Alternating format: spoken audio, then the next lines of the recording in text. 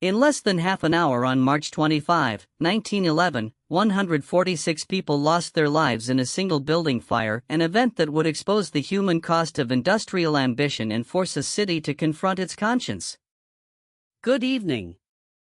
Today we begin at the moment flames found fuel in a crowded garment loft, but this is not merely a story of smoke and panic, it is the story of names, of crowded workbenches, and of a generation whose grief led to lasting change. Stay with me and you will hear the voices recorded at the time, the testimony that outraged a nation, and the legal reforms born from that sorrow. You will learn how a single factory became a flashpoint for labor rights, why so many doors were locked, and how photographs and eyewitness accounts turned private loss into public law. We will move from the factory floors of Greenwich Village to the packed funerals, the rallies that followed, and the commissions that rewrote safety codes across the country. By the end, you will understand not only what happened that spring night, but how the aftermath reshaped the modern workplace and why its lessons remain relevant today. If you value measured history and human stories told with care, please consider subscribing for more. Now, let us step back to New York City in 1911 and listen to the city as it caught fire. Hook and greeting, a normal workday turns into fire. In the lower Manhattan garment district, the hum of sewing machines filled rooms where hundreds of young women bent over tiny tables, guiding needles and cloth with quick, practiced hands. Good evening. Thank you for joining this quiet retelling of a day that began like so many others, a normal workday that would change a city. Work began under hot gas lamps and the thin light from tall windows. Long rows of machines, piles of fabric, and baskets of cut garments shaped the space. The workers, many newly arrived from Italy and Eastern Europe, earned by the piece, moving faster the longer they stood. Conversations were low, punctuated by the rhythm of foot pedals. Complaints about sore fingers and cramped shoulders were common. Still, the pace rarely slowed. Supervisors walked the aisles. They called out measurements and checked seams. Doors to some stairwells were kept locked, said to prevent theft and to keep production moving, and narrow passageways funneled people in and out.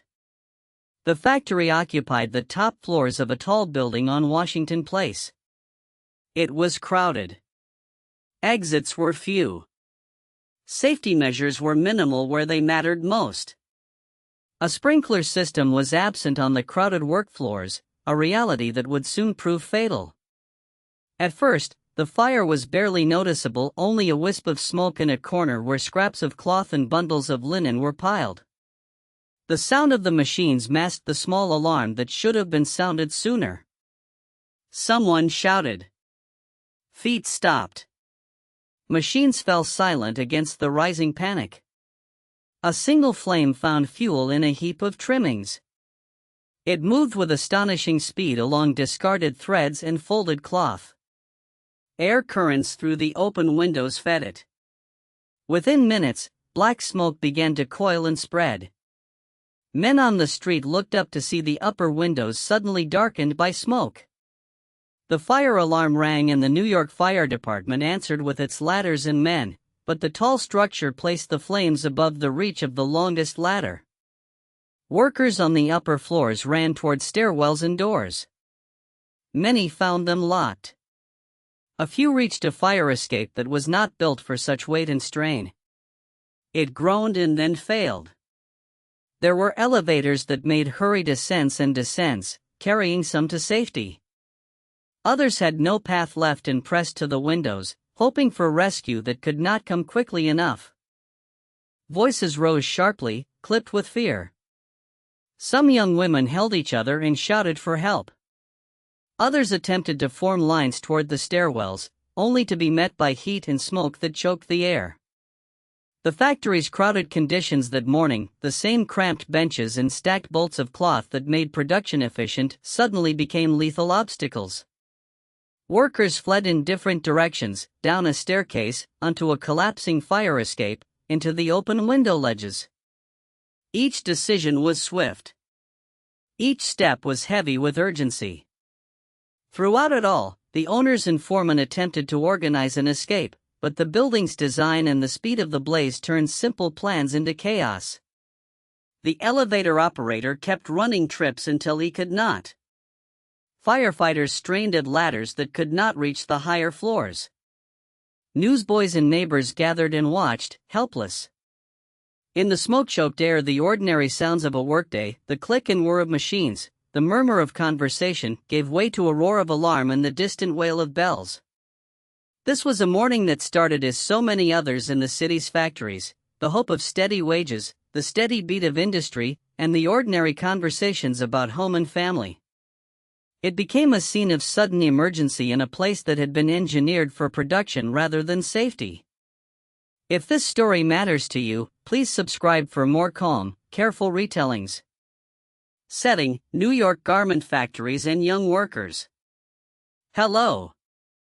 Long before safety codes and inspectors walked factory floors, the top stories of New York's brick commercial blocks trembled with the steady rhythm of sewing machines and the shuffling of feet. High windows and skylights let in the pale city light, while rows of narrow wooden tables lined the open lofts, crowded with bolts of cotton and muslin, scissors, spools of thread, and the neat stacks of paper patterns that directed every cut and stitch.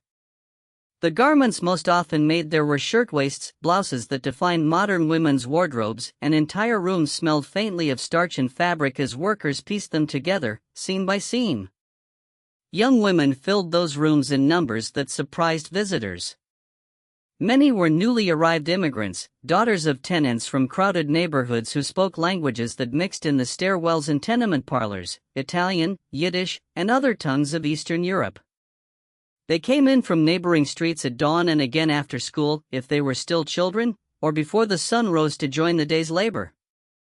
Tasks were divided. Cutters, usually men, handled the heavy shears and patterns, while the finishing work fell to women and girls who sat at the machines, attaching collars, sewing buttonholes, and setting sleeves with fingers trained to move rapidly, almost without thought. Workdays in those spaces were shaped by piece rates and by the necessity of earning for families. A single seam might be stitched in seconds, and speed mattered. Some workers stitched through meals. Coffee took place at the bench. Breaks were brief, because each minute away meant less pay at the end. Supervisors moved through the rows, calling out corrections and measuring the pace of production with a watchful eye. In quieter moments, hands still, there was gossip and the sharing of news from old countries, and the reading aloud of headlines by those who understood the new city's press. Short laughter. Then the machines began again. The lofts themselves were adaptations of older commercial buildings. Large open floors, intended for light and air, became workshops packed with benches and the metal rims of treadles, and later motor belts that ran along the ceilings. Wooden floors bore the scuffs of 1,000 footsteps. Aisles were narrow because every inch meant more room for workstations. Fabric scraps gathered at feet in little hills. Boxes of trimmings and buttons were stacked near the windows. In some workshops, the only fresh air came through one open window per room, and on sweltering days the heat pressed down like a hand. Artificial lights, when daylight waned, cast a yellow glow and deepened the sense of enclosure. Safety practices were uneven, at best. Owners prized production and often saw safety as an expense. Doors were sometimes propped or bolted during the workday to prevent theft and to keep workers from leaving for unauthorized breaks, a measure that made sense to management but left little margin for escape if trouble arose. Staircases and corridors could be cluttered. Fire escapes, where they existed, were narrow and exposed to the elements. Machines were lubricated with oil, and piles of scrap cloth were highly flammable. It did not require malice to create danger, it only took the combination of haste, cramped space, and careless storage for risk to increase. Outside the factory the rhythm of life continued, different yet entwined with the shop floors. Young workers lived in tenements, returned home to small rooms where siblings slept in shifts, or shared apartments in neighborhoods dense with bakeries, grocery cellars, and small workshops. Evenings were often spent helping with family tasks, schooling when possible, or attending mutual aid meetings and social clubs that sprung up in the immigrant communities. Many of these women and girls also became part of larger movements for better conditions. They attended union meetings when they could, learned to organize, and sometimes marched in the crowded streets for shorter hours and fairer pay. The craft of sewing carried dignity. It also carried the beginnings of collective voice. Personal details brought the setting to life. A young worker might keep a folded photograph of a sister back home tucked into the lining of her apron. Another would count the days until payday and plan how much to send back to a mother who had stayed behind. The glint of afternoon light on a row of scissors, the slight callus at the base of a thumb, the faint scent of starch on a finished collar, such small things marked daily existence. They made factories not merely places of labor but places where communities met, where friendships were forged, where languages mixed into a new, rough dialect of the city. The architecture of work shaped the rhythm of the city itself. Factories concentrated on upper floors because rents were lower, while retail and offices occupied the lower levels. Deliveries came in through narrow loading bays and trucks. Men with handcarts navigated crowded blocks to bring in bales of cloth, and evening light would catch on a line of shop windows where finished garments were arranged and await buyers. The soundscape could be harsh, the staccato buzz of machines, the clip of shears, but there was also a sturdier, quieter humanity, women trading recipes, teaching each other patterns, sharing small acts of care when someone fell ill or a child needed a place to stay for the day. All of this set the stage for the way danger could take root. The same traits that made these factories productive, tight organization of labor, concentration of materials, and speed, also made them fragile. When a crisis came, exit options were limited. But the workers' lives were more than potential victims of circumstance, they were full of resilience, invention, and solidarity. They sang Yiddish songs in break rooms, rewrote patterns to speedwork, and sent part of each paycheck back to families on the far side of an ocean. They learned to navigate a city that offered both opportunity and sharp limits. They organized neighborhoods into networks of support, using those same relationships to press for change. If you have been moved by this account of the workshops where New York's garment workers built both garments and community, please consider subscribing for more stories that listen closely to the people who shaped the city's past and its memory. Thank you for listening. The Fire and Locked Doors. Hello. On the crowded upper floors of the Ash Building, managers routinely kept stairwell doors locked to prevent theft and to limit unauthorized breaks. That fact, simple and bureaucratic in explanation, became monstrous in consequence when a single spark turned cloth and lint into a rapidly spreading inferno. Workers discovered that the routes they had used for years were suddenly and irrevocably closed. Panic moved faster than the metal and glass of the factory's exits. Women sewing at long tables found their path to the main stair blocked by a locked door. They pushed and they beat on wood and iron, but the handle did not give.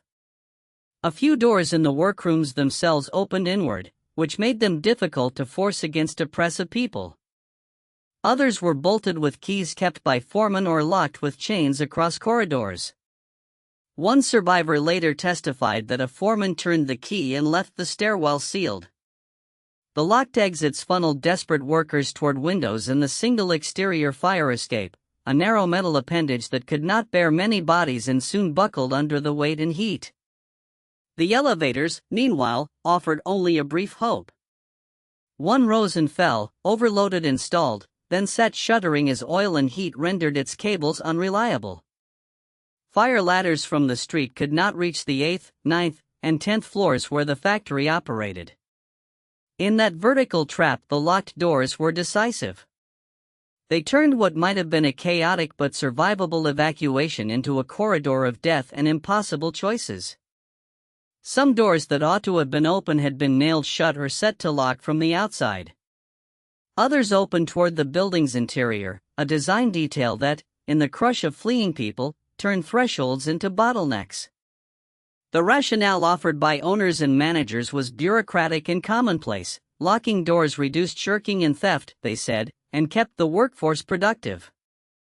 Yet testimony at inquests revealed that the keys were often kept at supervisory desks, removed during lunch, or carried away at the end of a shift. One of the factory's proprietors claimed ignorance. Workers and witnesses told another story. Their voices were steady and bitter during hearings. They described turning knobs that would not turn, grasping handles that did not yield, and finding passage blocked where the law and common decency required it to be free. Locked doors were not the only failure, but they were the most human-made. The fire escape was a single line of retreat along the building's facade, not a redundant system. Staircases, where present, were narrow and shared by hundreds. Emergency exits, when they existed, were sometimes chained or propped closed during the workday to keep doors from slamming or to maintain heat. In multiple accounts, women shouted for help toward the street, some reached the ledges and clung to windowsills.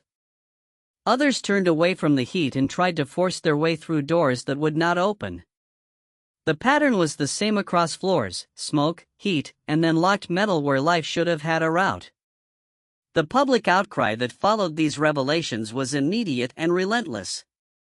Photographs and eyewitness accounts, carefully collected by journalists and investigators, made it clear that the crisis had been exacerbated by decisions taken for convenience and profit. Coroners' testimonies recorded the locked doors in blunt language.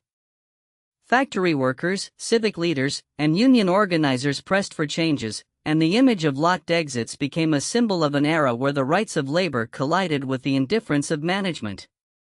The details of which doors were secured, how they were secured, and by whom mattered as evidence and as moral indictment.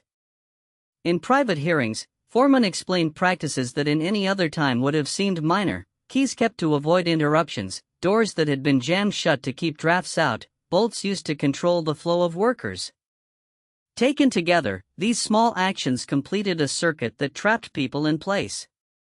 The law would later examine these acts not only for negligence but for criminal culpability. Trials unfolded with witnesses describing the lockboxes, the chains, the inward swinging hinges that turned exits into dead ends.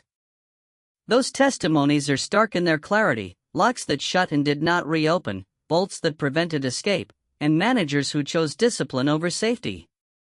Stories from survivors remain simple and devastating. One woman recall: rescue, tragedy, and public shock. Hello. On a spring afternoon in 1911, fire broke out on the upper floors of a garment factory housed in the Ash Building, a tenement of industry that loomed over a busy Manhattan neighborhood. The factory employed hundreds of workers, most of them young immigrant women and girls who sat shoulder to shoulder at sewing machines, feeding bolt after bolt of cloth into the narrow machinery. The blaze began in a rag bin near a cutting room and, aided by piles of flammable cloth and scant ventilation, spread with terrible speed. Escape routes were few, stairwells narrow and poorly lit, doors that were sometimes locked to prevent theft, and a fire escape never designed for the sudden weight of panicked crowds. Fire apparatus of the day could not reach the upper floors. Ladders, heroic but limited, fell short of the windows where people gathered and called down for help. The first attempts at rescue were desperate and immediate. Firefighters worked under impossible conditions, hauling hoses and mounting ladders in the street, while men and women inside the building beat on windows and called for help. Elevator operators made repeated trips up and down, ferrying workers out even after the blaze had begun to roar. A handful of elevators continued to function as the heat rose, and the courage of a few operators saved many lives. But elevators stalled and stairways filled with smoke. The factory's single fire escape, a narrow metal stair fixed to the exterior, buckled beneath the crush of bodies. Aftermath and how laws changed. The blaze killed 146 people, and the city's silence afterward felt like a verdict. Good evening. In the hours and days that followed, grief hardened into outrage, and outrage into reform. The bodies were counted, names were taken, and the ordinary machinery of municipal government could no longer pretend that the work of women in tenement factories was invisible. Families, neighbors, and co-workers kept watch over makeshift altars. The swollen public funerals and the quiet processions through lower Manhattan turned private sorrow into public demand. Editors and ministers, labor organizers, and ordinary citizens all pressed the same point. This was not an accident of nature but the predictable result of locked doors, scant exits, and indifferent management. The factory itself, housed in the Ash Building, became a symbol rather than merely a site. Owners Max Blank and Isaac Harris were identified and brought to trial on criminal charges. They were acquitted of manslaughter, a decision that stung the public conscience and intensified calls for structural change rather than mere punishment. Investigations moved quickly. Lawmakers created a state factory investigation with authority to subpoena witnesses and examine conditions across thousands of workplaces. Legislators such as Al Smith and Robert F. Wagner led and supported those inquiries, holding hearings that drew testimony from survivors, engineers, architects, and fire officials. The hearings laid bare routine practices: exit doors chained shut to prevent theft and unauthorized breaks, flimsy fire escapes treated as decorations rather than life-saving structures, and crowded workspaces where bolts of cloth and heaps of waste provided ready fuel. Firefighters described ladders that could not reach the upper floors and elevators that were clogged or stalled. Those concrete failures translated directly into reforms. In the months that followed, New York passed more than 30 laws aimed at factory safety, hours, and the protection of workers, especially women and children. City and state codes were revised to require outward opening doors in places of employment, unlocking of exit doors during working hours, and regular fire drills so workers would know escape routes without panic. Building codes were tightened to mandate adequate and reliable staircases, stronger fire escapes and, in many instances, the installation of automatic sprinkler systems in factories where flammable materials were handled or stored. Inspectors were empowered and funded to enforce these rules. The state expanded the number and authority of factory inspectors who could enter premises, examine conditions, and compel compliance. These measures were not merely ink on paper. Factories that had once operated like closed boxes were forced into the light of inspection and public accountability. Labor law began to change in tone as well as in content. The tragedy accelerated organizing around common-sense protections, limits on hours, protections for women workers, and greater scrutiny of child labor practices. The International Ladies Garment Workers Union and other unions used the moral energy released by the catastrophe to organize more effectively, winning contracts that included safer conditions and clearer employer responsibility. A generation of reformers, some of them eyewitnesses to the funerals and rallies, carried that momentum into government service. Frances Perkins, who watched the funeral procession and later became a national figure in labor policy, counted the events as formative in her commitment to social reform. The fire's consequences therefore rippled outward, influencing not just building codes but the broader idea that government has a role to play in protecting the working poor. Courtroom outcomes and civil settlements also influenced public perception. The criminal acquittal of factory owners left many families feeling that justice had been denied through the criminal law. Civil lawsuits followed, producing only small awards compared with the scale of the loss. Those modest settlements reinforced the sense that legal remedies available through private lawsuits were inadequate when systemic hazards were at play. That realization underpinned a new appetite for public regulatory answers, laws that would prevent disasters rather than only compensating for them afterward. Municipal institutions changed to match the new laws.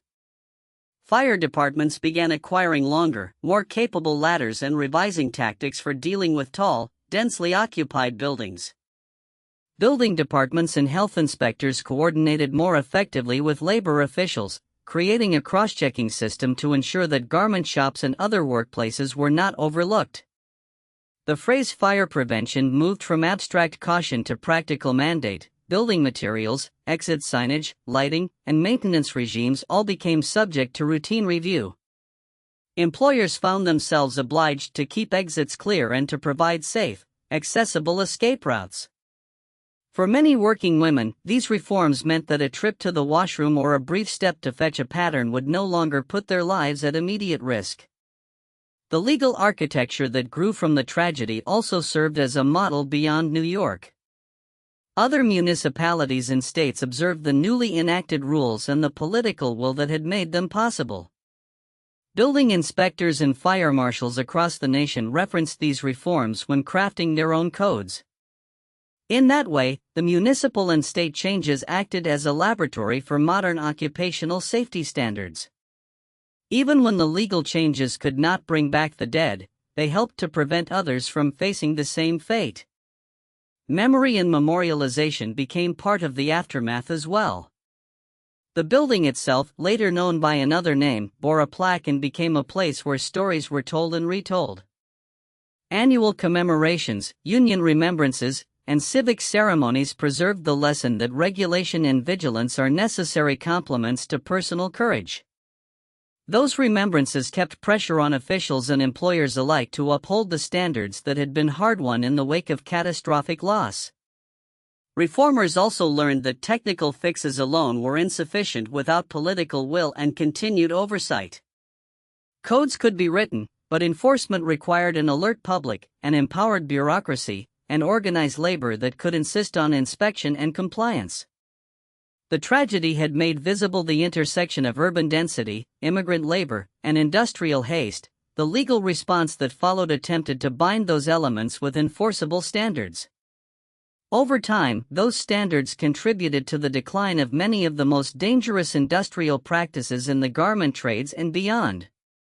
The law's transformation after the disaster serves as a clear example of how policy can follow public conscience. Where criminal courts failed to satisfy the community's demand for accountability, legislative bodies enacted preventive measures that changed the texture of daily work. The combination of stronger codes, more rigorous inspections, and an energized labor movement produced a new baseline of safety for factories. For the survivors and for a city forced to confront its responsibilities, those changes represented a form of collective learning, a hard admission that prosperity must never be built on locked doors and ignored exits. Thank you for listening. If this account moved you or deepened your understanding, please subscribe for more historical narratives and careful examinations of turning points in our shared past. Hello. As the smoke of that March afternoon thinned and the city inhaled a new, terrible knowledge, New York was left to reckon with the cost of negligence and the courage of those who were silenced. We have followed the threads of one of the most consequential tragedies in American labor history, the Triangle Shirtwaist Factory Fire of March 25, 1911, where 146 garment workers, many young immigrant women, were trapped by locked doors, inadequate fire escapes, and a workplace that treated speed and profit as more precious than human life. We have seen how a single blaze exposed entrenched indifference, how witnesses and survivors turned grief into a public outcry, and how that outcry forced a city and a nation to rewrite the rules that govern work and safety. From the sorrow on the sidewalks to the hearings in Albany, from the rise of unions like the ILGWU to the appointment of reformers such as Francis Perkins, the aftermath reshaped laws, enforced inspections, and set firmer standards for fire protection and workers' rights. That is the direct history. The cause was preventable, the victims were ordinary people, and the consequence was systemic change. Yet history is more than a list of facts.